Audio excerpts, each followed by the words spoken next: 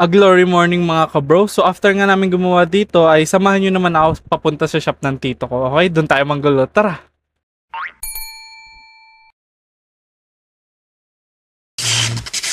Ayan na nga. So, after namin sa client lang, and dumiretso kami sa tito ko. Ayan. So, bilisan na natin. 1, 2, 3, go! Ayan, nandun na nga kami sa shop ng tito ko. Ayan. Busy na. Fist bump muna, fist bump. So yun, after ko nga makipag-fist bump sa mga pinsan ko ay ilagay muna natin yung gamit ko. At after na yan, tara, samahan niyo ako i-check ko anong mga ginagawa nila. At mukhang busy sila ngayong araw, no? Tara! So yun, tara, kausapin natin si Bossy at busy dito. Tingnan natin, tanongin natin kung ano yung ginagawa nila ngayon, no? First customer. Si Bembem. So, bossing, anong ginawa mo dito? Wala, nag-ano lang kami tono. Wala tae. Tinono? Wala ta. Yan na. Kakatono lang daw. Napanggilid ba yan?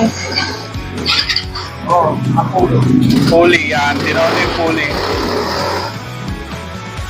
At agad ngang ginawa ng ating insan yung mga inutos ni Bossing, no? So, inasikaso niya agad yung motor ng ating customer. So, tanongin natin kung ano yung mga ginawa niya. Yun. Mukhang patapos na. Ating may ko si Bembem. Bem, anong mga ginawa dyan? Boss, Anong mga ginawa nila? tono tayo ng panggilid at nag-ayos ng carb. Yun, nag-ayos ng carb, tono ng panggilid. Tapos taillight, no? Yes, boss. Yun lahat. Ayos, satisfied customer sa first customer. Tara, check natin yung second customer ngayon sa shop.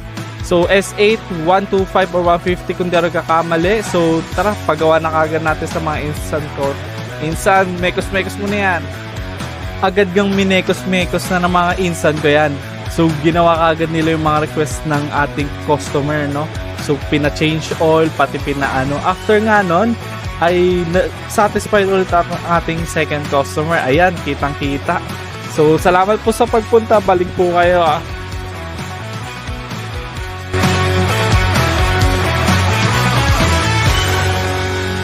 At ang ating third customer nga, no, ay isang Mio Sports. So, yun, ang papagawa ng ating customer ngayon ay yung kanyang panggilid. Specifically, yung belt niya kasi sobrang luma na daw. Stuck pa daw yung belt niya. So, tara, gagawin na lang instant ko yan.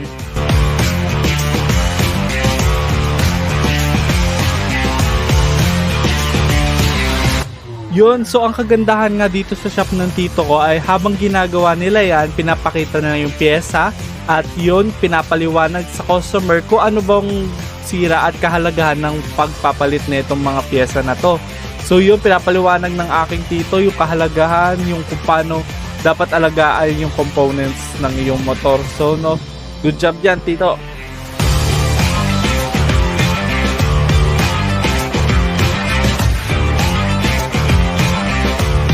Ginawa nga ng mabilis ng pinsan ko kagad yung mga request ng ating customer. So okay na kagad yung motor niya. So thank you po sa pagtitiwala. So sa mga gusto pong magpagawa sa shop ng tito ko, ilalapag ko po yung FB page niya. Kontakin nyo lang po siya. Pati yung location po, okay? So peace out. Thank you sa panonood.